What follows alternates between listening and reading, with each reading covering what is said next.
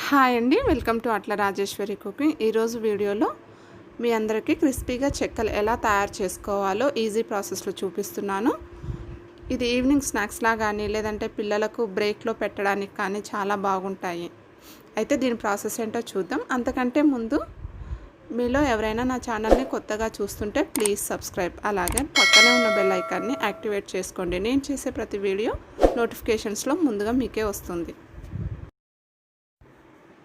1.5 cup మైదా.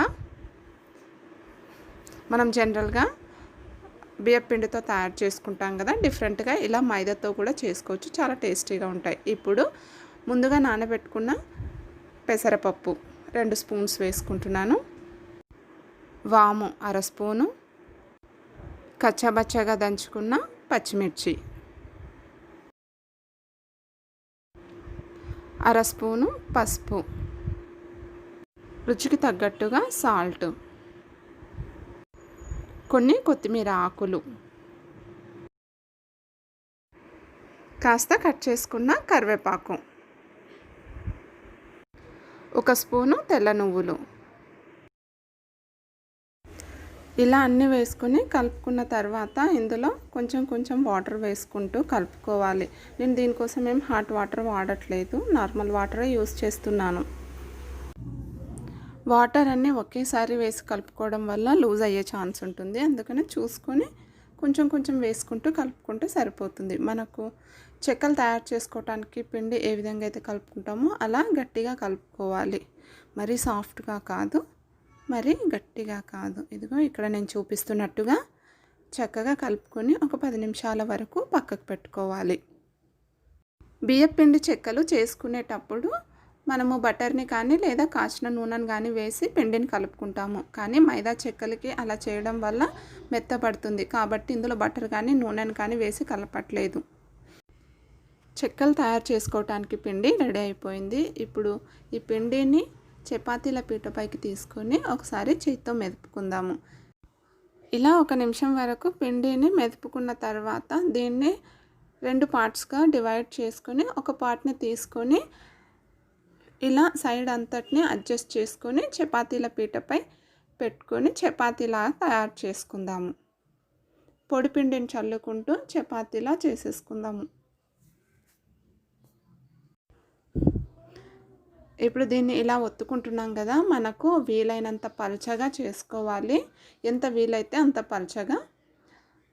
ఇలా కాకపోతే మీ దగ్గర పూరీ ప్రెషర్ ఉంటే పూరీ ప్రెషర్తో కూడా తయారు చేసుకోవచ్చు. పూరీ ప్రెషర్లో కూడా చాలా పల్చగా వస్తాయి. ఇదిగో ఇక్కడ నేను చూపిస్తున్నట్టుగా పల్చగా ఒత్తుకోవాలి. దీని తర్వాత మనము ఒక స్టీల్ క్యాప్ సహాయంతో మనము చెక్కల్ని కట్ చేసుకుందాము.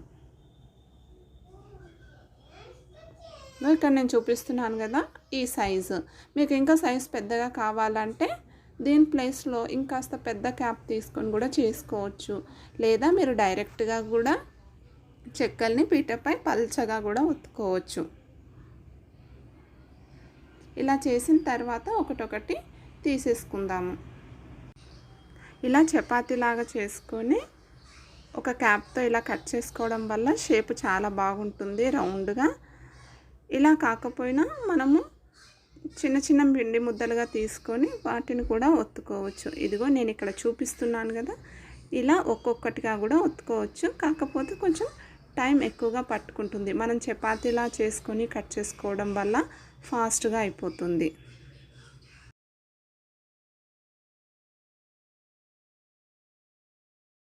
స్టవ్ పై ఒక బాండీని పెట్టుకొని అందులో చెక్కలు కాల్చుకోవడానికి కావాల్సినంత ఆయిల్ని వేసుకొని వేడి చేసుకుందాము. చెక్కలు కానీ మురుకులు కానీ తయారు చేసుకునేటప్పుడు మనము వెడల్పుగా ఉన్నటువంటి బాండీని ప్రిఫర్ చేస్తే బాగుంటుంది. మనం ఫ్రై చేసుకునే ఏ ఐటమ్ అయినా బాగా ఫ్రై అవుతుంది వెడల్పుగా ఉన్నటువంటి కడాయిల్లో అయితే. అదే ఇరుకుగా ఉన్నటువంటి కడాయిల్లో అయితే ఒకదానిపై ఒకటి ఉండిపోయి మెత్తగా వచ్చే అవకాశం ఉంటుంది. చెక్కలు మంచి కలర్ వచ్చేంత వరకు కాల్చుకుందాము. ఇదిగో ఇక్కడ చూస్తున్నారు కదా, మంచి కలర్లోకి టర్న్ అయిపోయాయి. ఇప్పుడు మనం తీసి ఒక ప్లేట్లోకి వేసుకుందాము. దీని తర్వాత మిగిలిన చెక్కలన్నీ వేసుకొని కాల్చుకుందాం. చెక్కలు అంటేనే చాలా ప్రాసెస్ అని అనుకుంటారు కదా, చాలా సింపుల్. ఇలా మైదాతో కూడా టేస్టీగా తయారు చేసుకోవచ్చు చెక్కలు. చూస్తున్నారు కదా ఎంత బాగున్నాయో, చాలా క్రిస్పీగా చిప్స్ లాగా ఉన్నాయి.